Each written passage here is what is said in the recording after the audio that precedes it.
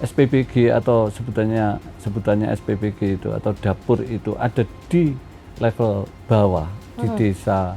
Kebutuhan sayur mayurnya yang paling visible untuk disiapkan tanpa tidak membutuhkan biaya besar untuk transportasi kan di lokal itu, di desa itu. Maka masyarakat ini mau berkebun secara mandiri sesuai dengan kira-kira kebutuhan D2D-nya dapur itu berapa, butuh sayur berapa, jenisnya apa, kemudian dibikin klaster di situ, kemudian disiapkan oleh teman-teman. Sekarang orang bertanam sayur mayur itu kan tidak harus di sawah. Betul. Di lahan, jadi model tanam sekarang kan canggih-canggih. Banyak. Jadi ada yang hidroponik, macam-macam lah. Betul. Ya. Bahkan di Surabaya Tetapi, ada beberapa kampung ya, hidroponik. Ya, tetapi yang diukur lagi-lagi faktor ekonominya. Hitungan Pak Prabowo dengan program makan bergizi gratis hari ini kemudian ditarik 20 tahun ke depan, ini kan sudah pasti hasilnya sangat kelihatan.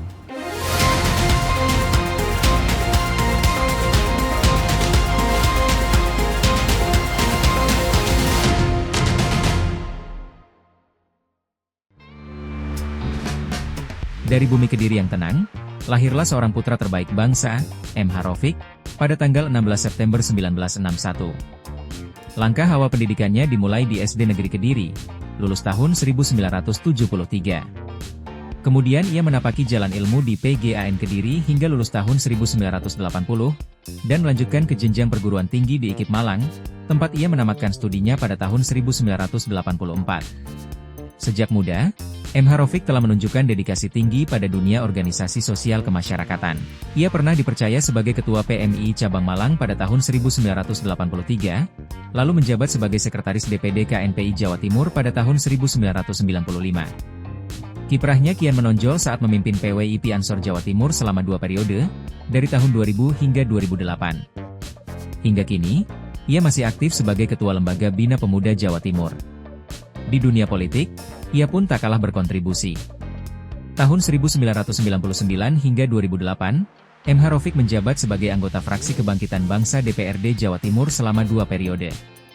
Pada tahun 2001, ia dipercaya sebagai Ketua Lembaga Pemenangan Pemilu DPW PKB Jatim. Perjalanan politiknya terus berlanjut, menjabat sebagai Wakil Ketua DPW PKNU Jawa Timur dari 2009 hingga 2013, lalu melangkah ke Partai Gerindra sebagai Wakil Ketua DPD Jatim sejak 2015 hingga kini. Sebagai legislator, ia kembali duduk di kursi DPRD Jawa Timur bersama fraksi Partai Gerindra untuk periode 2019-2024, dan kembali terpilih untuk periode 2024-2029. Dengan pengalaman panjang, dedikasi tinggi, dan semangat yang tak pernah padam, Raufik terus mengabdi untuk Jawa Timur dan Indonesia, demi masa depan yang lebih baik.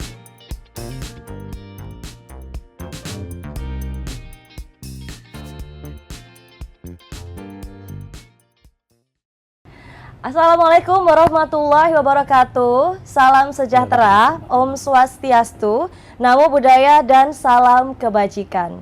Bersama saya Heftis dari Tribun Jatim Network dalam program Gebrakan Wakil Rakyat. Dan hari ini di studio Tribun Jatim Network sudah kedatangan Bapak M.H. Raufik, yaitu anggota Komisi B DPRD Jawa Timur dari fraksi Partai Gerindra. Selamat datang Pak Raufik. Selamat datang. Ini tapi populernya dipanggilnya Cak Raufik ya? Iya. Saya boleh panggil Cak Raufik aja ya? Boleh. Baik. Boleh. Apa kabar Cak Raufik? Baik-baik. Baik ya, baik ya. Ini saya boleh dipanggil Titis aja ya? Ya. Supaya lebih nyaman ini untuk ngobrol-ngobrol hari ini, karena sepertinya topiknya akan sedikit berat, tapi kayaknya menyenangkan ini Pak, karena kita akan membicarakan tentang tantangan dan peluang bagi pelaku UMKM perkebunan terhadap program makan bergizi gratis. Iya. Gitu.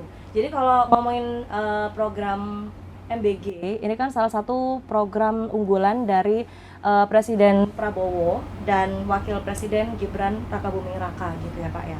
Yang tujuannya adalah untuk menyediakan makanan sehat bergizi untuk anak-anak gitu. Tapi sebenarnya kalau dilihat lagi MBG ini ada peluang juga gitu ya untuk menggerakkan ekonomi gitu ya, teman-teman UMKM khususnya dari perkebunan. Itu apakah iya, apakah gimana menurut Cak Raufik? Iya, saya bicara yang paling mendasar dulu ya. Oke, Jadi, baik. program makan bergizi gratis ini kan program favoritnya Pak Prabowo ya. Betul. Dan itu menjawab dari Astacita yang nomor 4. Ada di situ disebutkan pembangunan sumber daya manusia ya. Sumber daya manusia, sains, teknologi, kesehatan, macam-macam dan lain sebagainya. Di Astacita yang keempat itu kemudian ini menjadi salah satu instrumen untuk membangun sumber daya manusia. Dibangun dari apanya? Dibangun dari kecukupan protein dan gizinya. Ya. Makanya yang menjadi penerima manfaat adalah anak-anak, adik-adik kita yang masih sekolah, mulai dari PAUD, TK, kemudian sekolah dasar, menengah pertama, menengah atas. Karena di rentang umur usia itulah yang kemudian masih bisa dibangun kekuatan fisiknya dengan gizi yang cukup. Dengan gizi yang cukup dan proteinnya cukup itu kemudian bisa berdampak pada kecerdasan, tentu, kekuatan fisik dan lain sebagainya lah. Sekitar itulah. Oleh karena itu ya ini program harus berhasil dan hari-hari ini juga terus didorong agar ada percepatan. Kemudian kalau dikaitkan dengan UMKM juga disebutkan di dalam Astacitanya Pak Prabowo. Jadi membangun dari desa dan dari bawah untuk pemerataan ekonomi dan memberantas kemiskinan. Bahasanya Pak Prabowo itu bukan pengentasan kemiskinan, tapi memberantas kemiskinan. Artinya itu menunjukkan semangatnya ya. Semangat heroiknya Pak Prabowo ya untuk mau menghilangkan kemiskinan itu. Nah, ini luar biasa. Jadi kalau kemudian dikaitkan dengan dampak ekonomi, program ini punya dampak yang luar biasa, terutama dengan pelaku-pelaku UMKM, terutama di perkebunan. Jadi begini, saya ingin menjelaskan atau mendudukkan persoalan biar tidak salah di dalam pemahamannya ya. Kalau kita bicara perkebunan yang terjadi di kita itu, dan ini yang sudah berjalan ya, itu perkebunan dalam arti yang kemudian korporatnya itu menjadi BUMN dan itu perkebunan besar-besar. Komoditasnya ada kakao, ada kelapa sawit, kemudian ada karet, bahasanya gitu ya, dan itu perkebunan yang besar-besar. Tetapi konteks MBG, saya ingin memberikan perspektif lain dalam konteks perkebunan itu perkebunan rakyat yang menarik. Itu menyiapkan kesediaan sayur mayur. Kalau boleh dikatakan ini perkebunan rakyat lah, perkebunan rakyat yang di kelas desa. Dan itu perkebunan mandiri ya, bukan menjadi bagian dari BUMN, bukan menjadi bagian dari pemerintah daerah, tetapi ini perkebunan mandiri dikerjakan oleh rakyat dengan kreasinya dan melihat kebutuhan program makan bergizi gratis karena butuh sayur cukup banyak dengan segala macamnya ya. Betul. Sayur mungkin tergantung menunya, tergantung menu mungkin yang dibutuhkan ada sawi putih, kemudian ada wortel, ada kentang, ada bayam, macam-macam sesuai dengan kepala dapurnya itu akan menentukan menunya apa. Kemudian, ini saya memperkirakan, menggambarkan kalau SPPG atau dapur ini beroperasi penuh di Jawa Timur ya. saya kira ini juga kebutuhan terhadap sayur mayur ini cukup tinggi. Dan sayur mayur ini kalau hari ini pusatnya kan di beberapa kawasan saja, mungkin sekitar Pasuruan, Malang, kan begitu, Probolinggo sebagian. Nah, kalau kemudian SPPG atau sebutannya SPPG itu atau dapur itu ada di level bawah, di desa, kemudian berbasis kecamatan ya. Ada satu kecamatan ada 5 dapur, ada 7 dapur sesuai dengan jumlah penerima manfaatnya. Ini kan kebutuhan sayur mayurnya yang paling visible untuk disiapkan tanpa tidak membutuhkan biaya besar untuk transportasi, kan di lokal itu, di desa itu. Maka perkebunan rakyat yang saya maksud harus menyiapkan sayur mayur itu ya perkebunan rakyat yang mandiri di desa-desa itu, kemudian didorong oleh pemerintah daerah di kabupaten atau kota, kemudian memberikan stimulasi apa yang sekiranya masyarakat ini mau berkebun secara mandiri sesuai dengan kira-kira kebutuhan day-to-day-nya dapur itu berapa, butuh sayur berapa, jenisnya apa, kemudian dibikin klaster di situ, kemudian disiapkan oleh teman-teman yang berkebun secara mandiri. Oke, baik. Jadi ini ya, apa namanya, dari pengolahannya sebelum dia diolah sampai pengolahan bahannya tuh kita bisa tahu gitu ya. Jadi memastikan bahwa MBG ini bahan-bahannya tuh segar gitu ya untuk dikonsumsi oleh penerimanya gitu. Itu lebih bagus kalau kemudian ada deteksi sampai pada tingkat itu ya. Jadi kan begini, ini salah satu cara, salah satu antisipasi agar makanan yang diolah oleh dapur di dapur MBG itu tidak berubah sifatnya, tidak berubah fungsinya, apalagi kemudian bisa menjadi racun dan sebagainya. Saya kira ini penting. Bahan pokok yang akan diolah dipastikan itu sehat, layak dimasak. Kemudian untuk mengetahui itu, kalau kemudian klaster penyedianya ada di lokal itu kan bisa diketahui. Benar. Ini petani siapa yang mengerjakan di perkebunan rakyat itu seperti apa, cara pengelolaan seperti apa kan bisa kelihatan. Benar. Nah ini saya kira juga kalau bisa sampai pada tingkat itu luar biasa. Ini menjadi mata rantai orang di dalam melihat program makan bergizi gratis yang menjadi tanggung jawab bersama. Untuk menjaga agar kualitasnya tetap baik, kemudian tidak berdampak buruk terhadap adik-adik kita di sekolah. Iya, menarik. Tapi kalau selama ini sudah berjalan gitu ya Pak, apakah sudah ada gitu kolaborasi antara dapur MBG gitu dengan perkebunan lokal?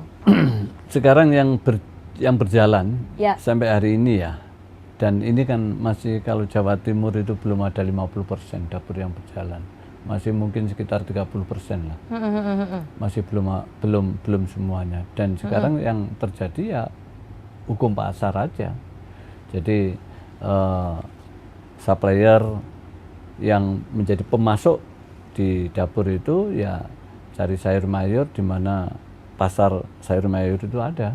Jadi belum disiapkan di masing-masing klaster yang saya ceritakan tadi.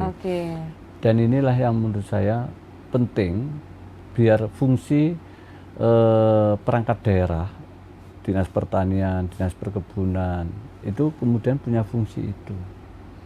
Jadi perkebunan ini, sayur mayur ini kan sebetulnya domainnya masuk dinas pertanian. Jadi di dinas pertanian itu ada yang bidang hortikultural ya, yang itu adalah mencakup sayur mayur, kemudian buah-buahan, biji-bijian itu masuk di dalam wilayah horti.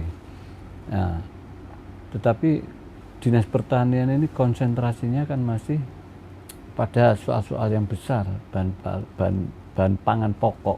Oke, nasi. Jadi bapok ya padi, beras, jagung, kedelai itu aja yang kedelai pun hari ini juga masih impor besar-besaran. Kita belum bisa swasembada kedelai. Nah, itu aja. Nah, yang horti ini berjalan alamiah. Karena ini banyak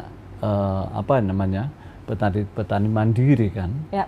Dan itu ya sudah, itu dia di pusat-pusat horti itu memang dibutuhkan kedatangan teman-teman di Dinas Pertanian ya, untuk memberikan support dan mungkin juga mengatur siklus tanamnya, kemudian biar harganya tidak jatuh, kemudian tidak booming terlalu besar, kemudian siklusnya bisa ditata. Dan salah satunya fungsi dari dinas itu seperti itu. Jadi pembinaan, kemudian juga termasuk pengawasan ya di situ, kemudian memberikan support motivasi kepada teman-teman pelaku UMKM, khususnya perkebunan itu tadi. Iya. Kalau Cak Rafiq sendiri melihat gitu, apakah kira-kira perkebunan mandiri atau perkebunan lokal gitu itu mampu gitu untuk mensuplai MBG gitu? Kalau dibangun, ditentukan klasternya dan itu difasilitasi oleh teman-teman dinas, saya kira mampu. Jadi gini, misalnya satu kecamatan itu ada 5 dapur. Nah, 5 dapur itu kira-kira dalam rentang 1 minggu itu dia akan memasak menu apa saja. Kemudian butuh sayur apa saja, jumlahnya berapa. Kemudian kalau satu kecamatan itu kan desanya banyak, ada ya 15 desa, ada yang 10 desa. Kemudian kalau itu disiapkan, walaupun ini juga tidak bisa diikat secara pasti karena ini kan hukum pasar. Siapa yang bisa menyiapkan sayur murah tepat waktu dalam supply-nya itu yang diambil kan oleh teman-teman pengelola dapur itu. Itu kalau di klaster itu artinya dampak ekonomi di desa itu terasa. Bukan kemudian sayur mayur dari luar, itu ya tetap punya dampak ekonomi. Tetapi yang saya maksud bahwa desa itu kalau ketepatan dapur, ada dapur di situ, ini bisa memberikan dampak ekonomi, termasuk ekonomi teman-teman yang bercocok tanam sayur mayur itu. Betul. Dan ini saya kira kan sayur mayur tidak sehari 2 hari langsung tumbuh. Langsung dipanen. Kan bisa dibikin klaster. Kalau di situ kemudian ada pelaku katakanlah 20 orang, kemudian kan bisa ditata lah klasternya itu, skedulnya macam-macamnya. Dan inilah yang sebetulnya dampak ekonomi yang kita harapkan bersama-sama. Masif gitu jadinya Pak ya. Baik, berarti harus ada ini ya, kerjasama yang konsisten ya. Misalnya nanti akan diperlakukan seperti itu gitu. Jadi MBG ini bukan hanya menjaga kualitas menunya saja gitu, tapi juga dari bahannya. Gitu. Iya pasti. Karena bagaimana kita bisa mencetak sumber daya manusia dari sedini mungkin, kalau kemudian kandungan kalori, protein dan gizinya tidak terukur kan sama saja, tidak berdampak. Tetapi dan itu menjadi kewenangan dan tanggung jawab kepala dapur ya. Baik. Jadi agar ini betul-betul diperhatikan dan menjadi concern bahwa memang yang kita tuju itu perbaikan gizi. Lembaga negaranya aja sudah namanya Badan Gizi Nasional. Jadi kan orientasinya kan ke gizi. Benar. Nah, bagaimana ini kemudian dieksplor sama-sama teman-teman yang menjadi pelaku di bawah, baik pengelola dapur maupun rangkaian mata rantai penyiapan bahan bakunya, kemudian juga disiapkan. Saya kira itu arahnya lebih baik, yang diinginkan oleh Pak Prabowo seperti itu. Gitu ya. Iya. Apakah itu memungkinkan gitu Cak Rafiq untuk dilakukan dalam waktu dekat? Ini kan begini, program MBG ini kan yang pasti saja periodenya Pak Prabowo di periode pertama, Ya, 5 tahun. 5 kan? tahun. 5 tahun. Dan saya kok punya keyakinan kalau Pak Prabowo insya Allah 2 periode lah, Ya. itu pasti akan diteruskan. Oke. Karena 2045 yang namanya Indonesia Emas itu kan sekarang itu akan dihuni oleh adik-adik kita yang sekarang masih di sekolahan itu kan. Itu nanti menjadi generasi penerus yang yang memang dipersiapkan di Indonesia Emas itu. Jadi kalau kita hitung dari hari ini berarti kan kurang 20 tahun. Ya. 20 tahun anak-anak didik kita yang sekarang masih di SMA itu nanti kan dia menjadi pelaku-pelaku di berbagai level dan berbagai apa yang diinginkan dia sebagai apa, kemudian melakukan apa, kan begitu. Ya. Apakah dia pengusaha, apakah dia politisi, apakah dia pejabat, kan mereka yang ngisi kan mereka ini di 2045. Maka hitungan Pak Prabowo dengan program makan bergizi gratis hari ini kemudian ditarik 20 tahun ke depan, ini kan udah pasti hasilnya sangat kelihatan. Sangat kelihatan. Ya nggak bisa kalau dinilai dalam sehari, 2 hari atau 1 minggu program ini nggak bisa, karena ini perbaikan gizi kan mesti butuh waktu. Iya, karena harus berkelanjutan ya, kontinuitas gitu. Lantas apakah ada aspek kebijakan gitu yang perlu diperbaiki agar UMKM khususnya di bidang perkebunan ini bisa terlibat langsung gitu dalam penyiapan MBG gitu? Jadi teman-teman pelaku yang saya katakan perkebunan rakyat ini sudah sudah punya insting ya. Jadi ya biasa di dunia seperti itu. Ini kebutuhannya akan melimpah, akan besar, otomatis. Ya siapa yang punya potensi, punya peluang, punya kapital untuk mempersiapkan itu ya sudah otomatis. Nah, soal bagaimana yang saya maksud kita agar fungsi-fungsi di pemerintahan daerah itu juga bekerja secara proaktif, bagaimana ini juga menjadi mata rantai yang memang dipersiapkan. Itulah yang kita ingin dalam konteks kebijakan itu, bahwa kalau Komisi B ini kan mitranya banyak, termasuk Dinas Pertanian, Perkebunan dan sebagainya, Perikanan. Kita selalu bahwa di dalam pertemuan-pertemuan kita support agar program MBG ini berimplikasi kepada teman-teman di dinas ini, yang kemudian dia harus bekerja proaktif untuk melakukan penataan-penataan sesuai dengan apa yang dibutuhkan oleh program MBG ini. Di samping beras, karena ada daging, ada telur dan sebagainya. Kalau menurut Cak Rafiq sendiri, apa sih komoditas yang paling dibutuhkan gitu untuk MBG sehingga ini mungkin bisa jadi bekal gitu untuk perkebunan rakyat atau lokal bisa mempersiapkan pasokan untuk MBG gitu? Komoditas yang paling dibutuhkan, yang menarik yang untuk sayur mayur ya, yang pasti wortel. Itu pasti. Terus kemudian sawi, silakan itu dianu. Terus kemudian kan sesuai dengan ininya, sesuai dengan menunya yang akan ditampilkan. Tapi paling enggak jenis ini yang sering menjadi sajian dan itu memang diperlukan kan. Terus kemudian kentang dan sebagainya. Kalau buah-buahan? Buah-buahan pasti. Buah-buahan itu pasti. Nah, sekarang ini kan daripada kemudian semuanya buah impor yang kemudian disajikan di kalau bisa kalau kemudian ini kita tata dari awal dan kita ini melimpah, buah-buahan kita itu melimpah juga, cuma kemudian kan kalah tampilan aja dengan buah-buah impor itu.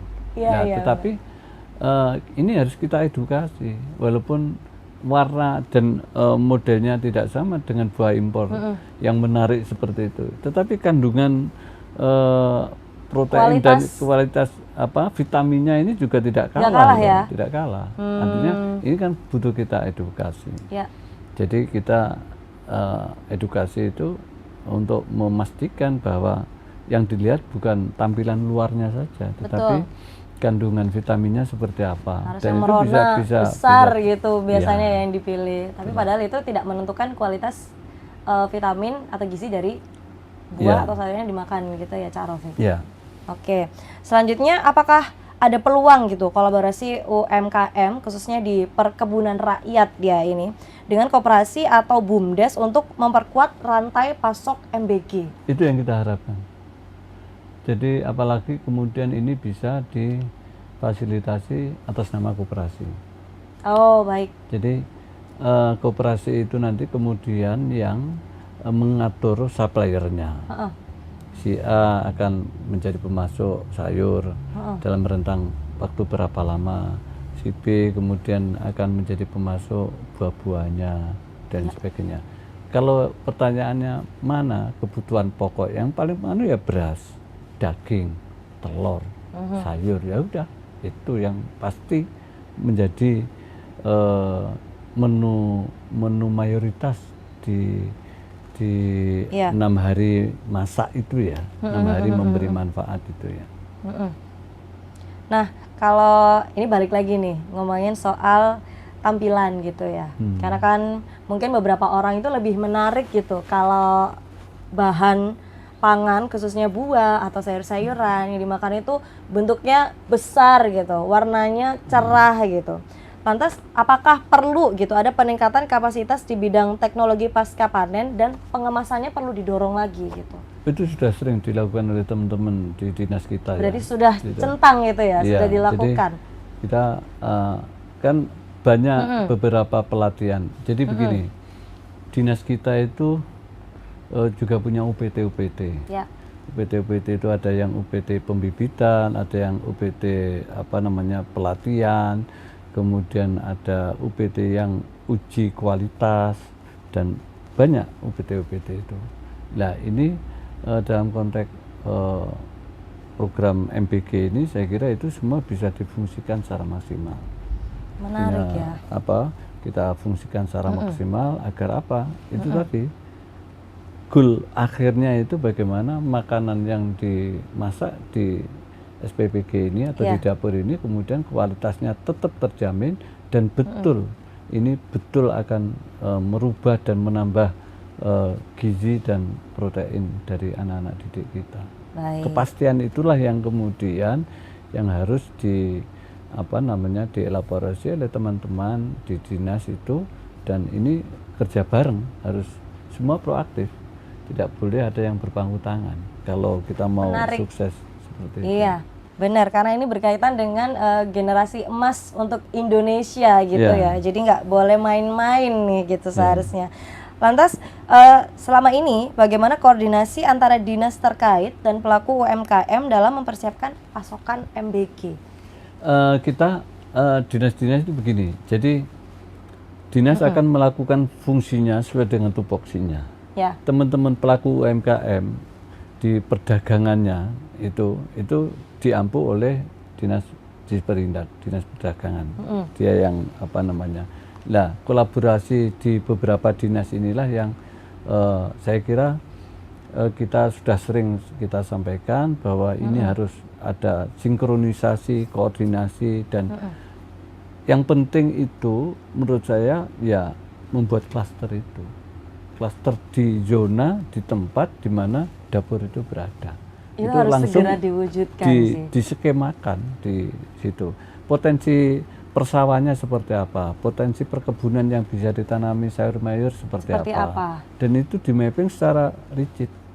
Dan Dinas Pertanian kan punya penyuluh lapangan PPL. Itulah yang kemudian akan berkomunikasi, kemudian mengedukasi pelaku-pelaku UMKM kita yang bekerja di perkebunan rakyat itu. Itu saya kira kalau kemudian ini bisa kita lakukan secara masif, kemudian berkelanjutan, saya kira itu hasilnya akan lebih bagus. Maksimal ya. Oke. Lalu kalau menurut Cak Rafiq gimana sih untuk perkebunan rakyat gitu selama ini di Surabaya, Jawa Timur gitu lebih luasnya? Apakah mereka juga melihat gitu peluang bahwa mereka bisa gitu berkontribusi dalam MBG? Sekarang orang bertanam sayur mayur itu kan tidak harus di sawah. Betul. Di lahan, jadi model model tanam sekarang kan canggih-canggih. Banyak. Jadi ada yang hidroponik, macam-macam lah. Betul. Ya. Bahkan di Surabaya Tetapi, ada beberapa kampung ya. hidroponik. Ya, tetapi yang diukur lagi-lagi faktor ekonominya. Apakah kemudian secara ekonomi itu bisa dilakukan? Ini yang harus dicermati oleh teman-teman. Jadi tidak bisa dipaksakan. Kemudian kalau secara ekonomi itu tidak masuk, tidak bisa mendatangkan dampak ekonomi, ya tidak bisa dipaksakan. Berarti pola lain yang harus dikerjakan. Jadi hidroponik itu kalau kan apakah betul bisa terserap dengan harga yang seperti itu? Kan harganya kan kompetisi ini. Bahan pokok itu kan sudah ada standarnya di dapur itu. Jadi semuanya sudah ada standar harganya. Jadi seperti beras itu tidak boleh lebih dari 15.500 karena premium, kan begitu. Yang tidak ada standar harganya itu buah dan sayur mayur itu menggunakan harga pasar. Tetapi harga pasar saat ini kan saya kira juga masih normal saja, karena memang kebutuhannya belum booming, karena ini dapur di Jawa Timur belum ada 30% mungkin yang beroperasi. Nanti kalau sudah 100%, Jawa Timur itu kan mungkin sekitar 3.500-an dapur. Kalau kemudian ini bekerja semua, otomatis kebutuhan bahan pokoknya kan meningkat dan besar sekali. Ya, baik. Kira-kira itu kapan ada terpenuhi gitu 100% dapur MBG di Jawa Timur ya, Cak Rafiq ya? Kita ini kan dari Partai Gerindra ya, otomatis kita support lah terhadap program ini, karena ini program favoritnya Pak Prabowo. Dan ya kita dorong, insya Allah pertengahan 2026 ini saya kira sudah 100% lah. Maksimal gitu ya, dapur MBG ini yang kan, beroperasi. Terus teman-teman juga mitra BGN kan terus mempersiapkan dapur itu. Setuju. Lalu bagaimana penilaian Cak Rafiq gitu terhadap mekanisme pengadaan MBG yang inklusif bagi UMKM khususnya perkebunan? Ya, sebetulnya tidak ada yang karena gini, dapur kalau dikaitkan dengan bahan baku, apakah beras, daging, telur, kemudian sayur, buah, itu hari ini itu masih bebas. Sayurnya ngambil di mana, dagingnya ngambil di mana, telurnya ngambil di mana, itu kan masih bebas. Nah, yang saya katakan itu tadi kembali lagi pada misi utama atau target utama agar keberadaan dapur ini bisa mendinamisasi ekonomi di tingkat desa, maka ya desa itu yang harus kita persiapkan. Jadi ini kan kemudian bisa menyerap tenaga kerja baru. Kalau teman-teman misalnya kita kembangkan perkebunan rakyat dengan menanam sayur jenis tertentu, karena di situ di sekitar itu ada dapur, kemudian nanti tinggal atur jadwal ini, panen 10 hari lagi panen, ini berapa lagi panen gitu. Itu kan bisa kemudian disinilah kemudian salah satunya fungsi kepala desa, koperasi desa Merah Putih itu bisa mengatur dan memfasilitasi untuk agar ini bisa bekerja secara beriringan dengan pekerjaan-pekerjaan yang ada di dapur MBG untuk ini. Oke, menarik. Lalu bagaimana DPRD Jatim bisa memperkuat pengawasan dan regulasinya supaya UMKM perkebunan ini mendapat akses maksimal gitu di program ini? Ya, kita dorong terus. Fungsi kita, tugas kita kan memberikan dorongan kepada teman-teman di eksekutif yang kemudian punya perangkat daerah sesuai dengan bidangnya yang terkait dengan dapur, dengan program makan bergizi gratis, ya kita dorong terus. Soal ini harus memberi dampak kemudian dampaknya di level apa. Kita ingin pastikan. Maka konsentrasi kita yang sering kita dorong ini harus, karena sesuai dengan asta-citanya Pak Prabowo bahwa pembangunan dari desa dan dari bawah itu yang secara eksplisit itu disampaikan oleh Pak Prabowo dalam asta-citanya, maka ya keberadaan dapur, keberadaan koperasi desa Merah Putih itu harus berdampak di desa, bukan di pasar-pasar besar, yang pasar-pasar ini itu di desa, biar menggeliat desa itu punya kekuatan. Menarik. Walaupun ini mungkin akan dikalahkan dengan unsur perdagangannya misalnya, tetapi kalau di desa itu ada yang menghasilkan sayur mayur, dan pasti itu lebih murah karena daripada ngambil dari luar, kan transportasinya kan, biaya transportnya kan lebih murah. Betul. Jadi hanya ukuran mungkin pengirimannya hanya 2 atau 3 kilo sudah nyampe tempat tujuan, dan itu saya kira bisa lebih murah. Baik, jadi semoga segera terwujud ini ya, bisa kolaborasi gitu. Ya, kita dorong terus kepada teman-teman, makanya di beberapa kesempatan ketika kita rapat kerja dengan dinas-dinas itu, tetap ini memberikan supporting secara konkret lah, tidak awang-awang lah. Dinas itu maunya apa, sebaiknya begini loh. Nah, di klaster dia bisa koordinasi fungsi dinas-dinas di kabupaten dan kota. Jadi yang paling dekat dengan para petani, dengan pelaku UMKM di perkebunan rakyat itu kan penyuluh lapangan itu bisa difungsikan. Dan koordinasi, kemudian sebetulnya yang mungkin yang diperlukan oleh teman-teman itu soal kesepakatan ini di dalam gerakan penanaman sayur, kemudian supporting pemerintah itu apa. Kalau permodalan misalnya ya, kita ini kan kadang-kadang petani yang mandiri atau perkebunan rakyat yang mandiri itu kadang-kadang kan juga faktor permodalan juga menjadi persoalan. Betul. Kemudian ini harus dapat fasilitasi. Diambilkan dari apa? Di situ ada koperasi desa Merah Putih. Mungkin salah satu unit usaha desa, koperasi desa itu adalah simpan pinjam. Nah, teman-teman bisa ambil pinjam uang di koperasi itu untuk pengembangan penanaman sayur mayur. Saya kira ini ya semuanya harus kolaborasi lah dengan semua pihak yang kemudian sama-sama memberikan dampak. Koperasi juga akan punya dampak positif terhadap kehidupan koperasinya, kemudian koperasi bisa menjadi besar dan punya keuntungan yang cukup, sehingga dia akan memberikan dividennya di setiap akhir tahun itu juga kepada anggotanya, karena koperasi Desa Merah Putih kan koperasi primer, anggotanya kan orang, jadi kalau ada keuntungan kan akan kembali kepada masyarakat desa itu sendiri. Itu sih, kan? itu poinnya menurut saya. Ini terakhir, pertanyaan terakhir, apa harapan Cak Rofik nih ya sebagai anggota Komisi B DPRD Jatim dari fraksi Partai Gerindra terhadap kontribusi UMKM perkebunan dalam keberhasilan program MBG?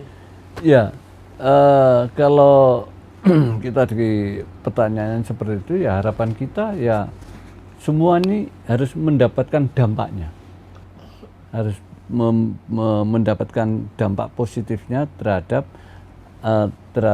dari program makan bergizi gratis. Jadi ini yang semuanya, dan semuanya harus bekerja secara proaktif, kemudian di dalam kerja-kerja harian itu kemudian ada monitoringnya, ada evaluasinya, kemudian setiap ada persoalan cepat ada penanganan, sehingga karena kita kan nggak bisa lama-lama, karena kebutuhan ini kan terus ada terus, tidak boleh tidak. Jadi karena kita ini mengerjakan sesuatu yang pasti, dapur itu kan kalau untuk adik-adik kita yang di TK dan sekolah dasar kan pagi makannya, ya nggak boleh ditunda. Itu Betul. harus ada. Harus Maka siap. bahan baku pasokannya ini juga harus pasti. Jadi ya semuanya serba harus dipastikan. Nah, kepastian-kepastian itulah yang kemudian bisa kita kolaborasikan. Dan ini saya kira harapan saya sebagai anggota DPRD dari fraksi Partai Gerindra, ya program makan bergizi gratis ini harus sukses, cepat, kemudian betul kita bisa melihat perkembangan dari program ini, dan kita juga ikut mengawasi agar semuanya ini bisa berjalan baik. Dan silahkan kalau kemudian yang lain-lain juga teman-teman bisa memberikan pengawasan selama itu positif, dan kemudian ada masukan juga, masukannya rasional, kemudian ada koreksi itu rasional, ada saran begini, kita terima untuk perbaikan. Kita terbuka saja. Itulah harapan dari saya selaku anggota Komisi B sekaligus sebagai anggota dari fraksi Partai Gerindra. Baik. Saya pun berharap bisa segera gitu ya UMKM perkebunan atau tadi yang disebut Cak Rafiq sebagai perkebunan rakyat ini berperan gitu ya, berpartisipasi dalam pasokan MBG gitu. Karena ya itu tadi bukan cuma soal mendongkrak ekonomi, tapi juga kualitas makanannya gitu, betul ya Cak Rafiq ya. Baik, terima kasih Cak Rafiq untuk sudah menjawab semua pertanyaan dengan tema tantangan dan peluang bagi pelaku UMKM perkebunan terhadap program MBG. Terima kasih atas waktunya. Sama-sama, terima kasih. Semoga segera bisa terwujud ya itu tadi semuanya ya. Harus terwujud. Harus terwujud untuk Indonesia Emas 2040. 5 gitu 20 tahun lagi. 20 tahun lagi. Pasti bisa ya, harus bisa lah harus ya. bisa. Karena semangatnya memang di situ harus ya bisa. Cak Rafiq ya.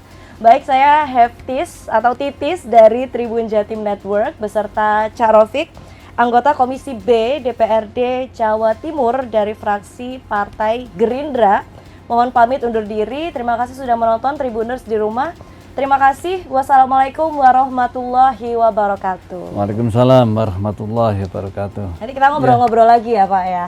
Iya.